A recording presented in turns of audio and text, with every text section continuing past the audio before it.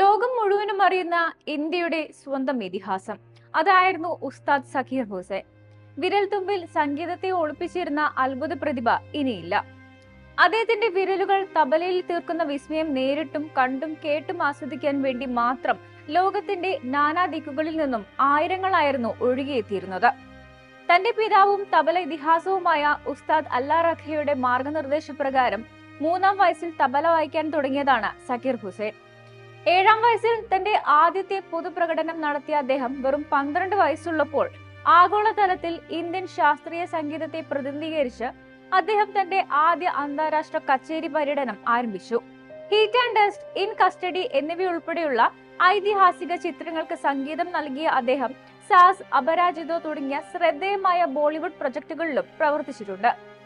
6 പതിറ്റാണ്ട് നീണ്ട കരിയറിൽ സക്കീർ ഹുസൈൻ ഇന്ത്യയിലെയും അന്തർദേശീയവുമായ നിരവധി പ്രശസ്ത കലാകാരന്മാരുമായി സഹകരിച്ചിട്ടുമുണ്ട്. ഇന്ത്യൻ ശാസ്ത്രീയ സംഗീതത്തിനപ്പുറം അദ്ദേഹം ഈസ്റ്റേൺ, വെസ്റ്റേൺ സംഗീത പാരമ്പര്യങ്ങൾ തമ്മിലുള്ള വിടവ് നികത്തിക്കൊണ്ട് ജോർജ് ഹാരിസൺ, ജോൺ മക്ലാഫ്ലിൻ, യോയോ മാ തുടങ്ങിയ അന്തർദേശീയ കലാകാരന്മാരുമായി സഹകരിച്ചിട്ടുമുണ്ട്. ലോകമെമ്പാടുമുള്ള തന്റെ അധ്യാപനത്തിലൂടെയും ശില്പശാലകളിലൂടെയും അടുത്ത തലമുറയിലെ തബലവാദകരെ പരിപോഷിപ്പിക്കുന്നതിൽ സക്കീർ ഹുസൈൻ ഭാഗമായിട്ടുണ്ട്. ഇന്ത്യയിൽ നാഷണൽ ട്രഷർ എന്ന പദവി നൽകി അദ്ദേഹത്തെ ആദരിക്കുകയും അദ്ദേഹം ഇന്ത്യൻ സംഗീതത്തിന്റെ സാംസ്കാരിക അംബാസഡറായി ആഗോളതലത്തിൽ അംഗീകരിക്കപ്പെടുകയും ചെയ്തിട്ടുണ്ട്.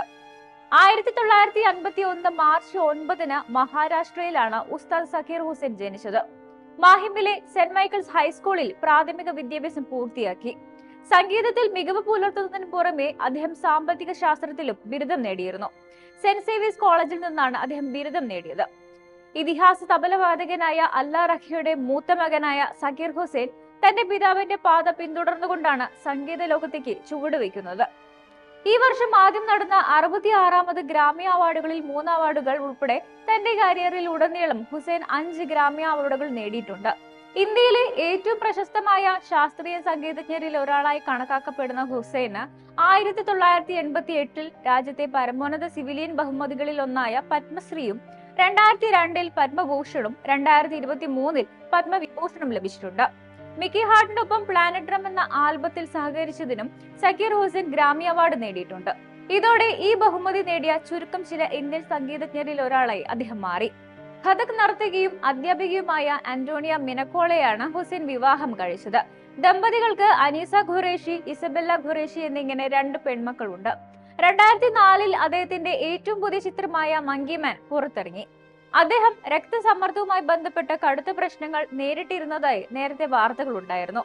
ഹൃദയ സംബന്ധമായ പ്രശ്നങ്ങൾ അനുഭവപ്പെട്ടതിനെ തുടർന്ന് സാൻ ഫ്രാൻസിസ്കോയിലെ ആശുപത്രിയിൽ പ്രവേശിപ്പിച്ച് അദ്ദേഹം ലോകത്തോടൊടുവിൽ വിട പറയുകയായിരുന്നു.